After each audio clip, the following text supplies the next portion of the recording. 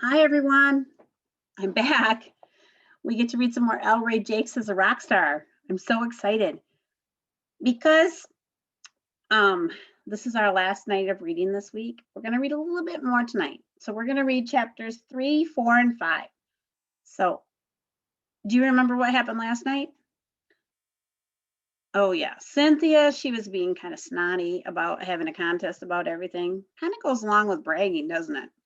And they were getting ready for Valentine's Day because that's coming up. Well, let's find out what happens now. Are you in? Do you have your book? Turn to chapter 3. Okay. Straying from the topic. I wonder what that might be. I can't wait to find out. Where's Dad? I asked my mom when Elfie and I sit down to dinner that night at 6 o'clock, as usual. Oh, Elray, Mom says, carrying a bowl of spaghetti to the table. Don't you ever listen to me? I told you this morning he's speaking at a conference in Utah over the weekend and then going hiking with a bunny. He'll be home late Tuesday. He went to Utah? Alfie says, almost squawking the question. Without me? What would you do in Utah? I asked my little sister. We don't know anyone there. I'd have fun. That's what, Alfie says, staring hard at the spaghetti bowl. I always have fun. Do I have to eat salad too, or can I just eat this? She asked my mom. I had carrot sticks for lunch, she reminds her. Alfie's an optimist, which means she's another positive thinker. She's only 4, exactly half my age. So she hasn't had that much experience with life yet.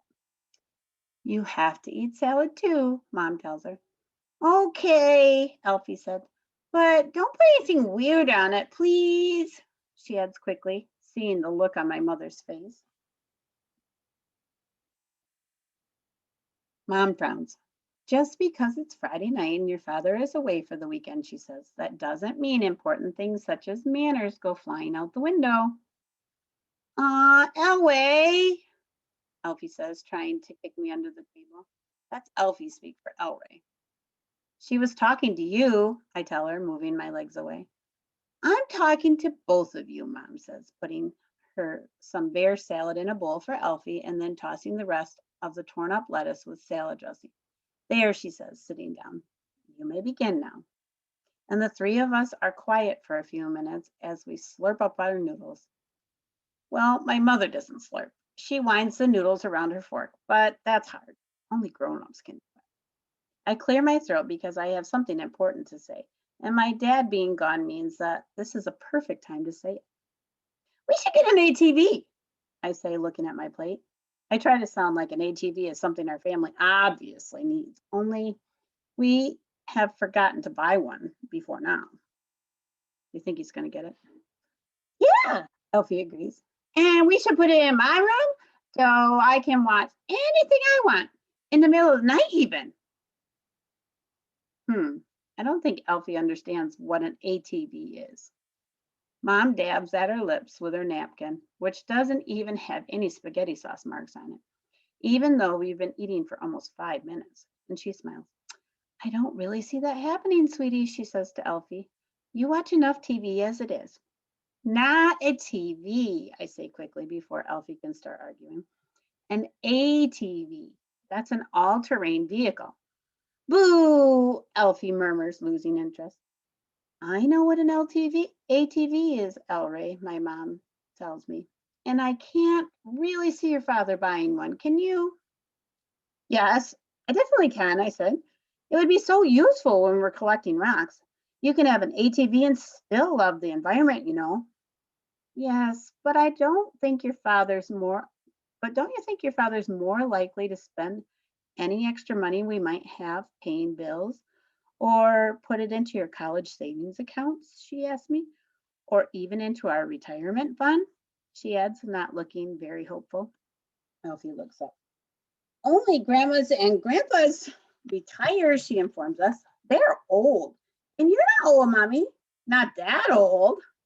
Elfie's kissing up for no reason, just to keep in practice, I guess. Well, thank you, Miss Elfie, my mom says. But your daddy and I will be old someday. Elfie looks at her horrified.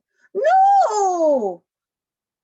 She says, I don't want an ATV, I interrupt because we are straying off the topic, as Mrs. Sanchez so often tells us. For the desert and the mountains and the beach. Lots of people have them. Name one, my mom challenges me. Jared's dad, I tell her. Ah, she says it like that because Jared and I have had some problems in the past few weeks even. I can tell my mom thinks I'm jealous of Jared and his ATV, which I am a little. Jared's lucky, Elfie says sadly, speaking to her last few noodles. Yeah, you're telling me, I mutter. Well, Mom said, I'll pass this suggestion along to your father when he gets home, Ellray. Well, how about asking him when he calls tonight? I suggest, because that way my dad will have a chance to get used to the idea. Maybe he won't say no right away. At least, maybe. Well, if I get a chance, Mom promises, but don't get your hopes up and finish your delicious salad. Chapter 4, kind of crazy. Hi, Dad, I say later that night when my mom hands me the phone. Alfie has already gone to bed, or she'd be hogging the whole conversation. Hello, son, my father says. His voice does not sound very far away, which makes me feel nervous because of what I'm about to suggest. How's the conference going? I say, wanting to be polite before asking for an ATV when it's not even Christmas or my birthday, and when I can't even drive yet. It's going fine, my dad tells me. I'm presenting my paper tomorrow morning. Well, I don't want to bother you, I say, still being super polite. I just thought maybe we should buy an ATV when you get home with flames. I think saying we was a good idea, and so was saying the whole thing really fast. Flames, my dad says, as if he's just now starting to pay attention to what I'm saying. What's this about flames? Oh, just pretend flames, I say quickly before he calls the fire department long distance. They're decals, really, on the side of our new ATV. What ATV? Dad asks, sounding confused. The one you should buy when you get home, I tell him patiently. For driving in the desert when we're collecting rocks. Why? My dad asks, shuffling some papers. I can hear him do it. You're not even paying attention, I complain. Yes, I am, my dad said. You want me to buy a new ATV when we already have a perfectly good Jeep, a classic. It's practically vintage, son. Yeah, that just means old, I tell him. And our Jeep doesn't have any flames on it. It's too rusty.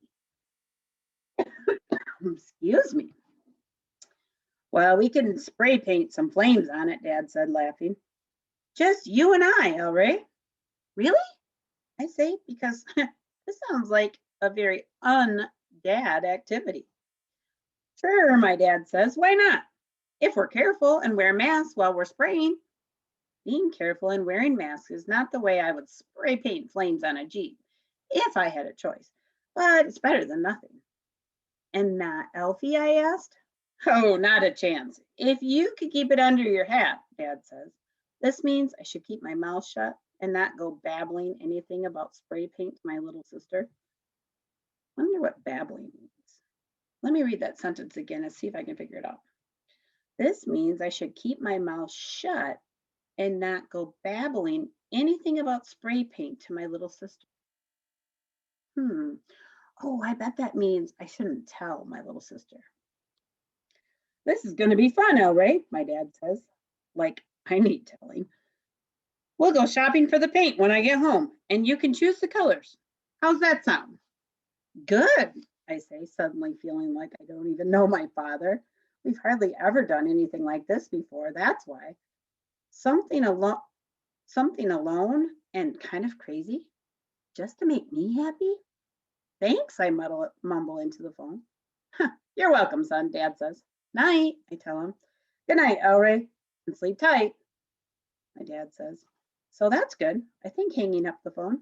But I still don't have anything big to brag about. Why does Ellray need anything big to brag about? Chapter 5. My crystal clear idea. Think about Do you have any predictions about what will happen next? Hmm, let's find out. On Monday night before bed, as my mom is giving Elsie her usual 3 towel bath, I wander into Dad's home office to look around because I kind of miss him. Also, I usually don't get to go in there unless I'm in trouble. Even though almost anyone would think that being a geology professor is boring, my dad's office is kind of cool. Remember, geology is studying rocks, and we know that rocks are really cool to look at. The wall opposite his desk is completely covered with wood shelves that are so narrow an apple would feel fat sitting there. At my dad's favorite, all my dad's favorite small rock specimens are on the shelves, and each one is carefully labeled. The rocks are from all over the world: Asia, South America, North America, and he collected each specimen himself. A specimen is a fancy name for a rock or a crystal. My dad has been everywhere. My favorite shelves are the ones nearest the window because those hold the crystals. Dad put the crystals there so that the sunlight will shine on them first in the morning. He says it's a nice way to start the day. Crystals grow in or on or in rocks, and they are like diamonds, only better. That's pretty cool. I didn't know they grew either in or on rocks. Because they're much bigger and they come in so many different colors like blue and green and red and orange and yellow, it makes them really cool. Even the gray and brown crystals are awesome, not to mention the clear ones that are like ice that never melts. Hey, that's kind of a neat way to describe a crystal, what it looks like: ice that never melts. And crystals look like somebody carved them, only they grew that way. Nature was the carver. But my dad was the guy who collected them, and he has a story for each one. My dad's rock specimens are his life scrapbook, practically. I just wish some of the kids in my class could see them. Maybe then they'd stop bragging about their dad's ATVs and their money and their solid gold jewelry and how everything's a contest that they're winning. The kids in my class would see how awesome my dad's crystals are, and I would win. That's when I get my crystal clear idea. What do you think his idea is? Do you have any ideas? Hmm. He doesn't have anything to brag about, but he'd really like the kids to see some of his dad's rocks. Does that give you any ideas? Let's find out. That's when I get my crystal clear idea. I will borrow 6 of my dad's crystals, only 6, from his office this very minute and sneak them up to my room. Then I'll put each crystal in its very own white tube sock for protection, so they won't get knocked around inside my backpack when I take them to school tomorrow. But before that, I'll spread out the other crystals on my dad's shelf so mom won't see any empty places in case she goes into the office before he gets home late tomorrow night. Then tomorrow, Tuesday, I'll ask Mrs. Sanchez if I can show everyone the crystals and talk. Okay, I mean, brag about them. And she will say yes, because crystals are so scientific and beautiful. Everyone in my class will be totally amazed and impressed, and it will be the best Tuesday I ever had in my life. I might even get extra credit. Then I'll take all the crystals home tomorrow afternoon and sneak them back onto the shelf so they will be there when he gets home. You'll never know that 6 of his crystals took a field trip to Oak Glen Elementary School to make both him and me look good. There's no way this plan could go wrong. Do you think it's a good idea to take things without asking first? Do you think Ellray is making a good choice? What could go wrong, right? I wonder. We'll have to find out tomorrow. Actually, next week. Oh, don't read ahead. That's cheating. Okay?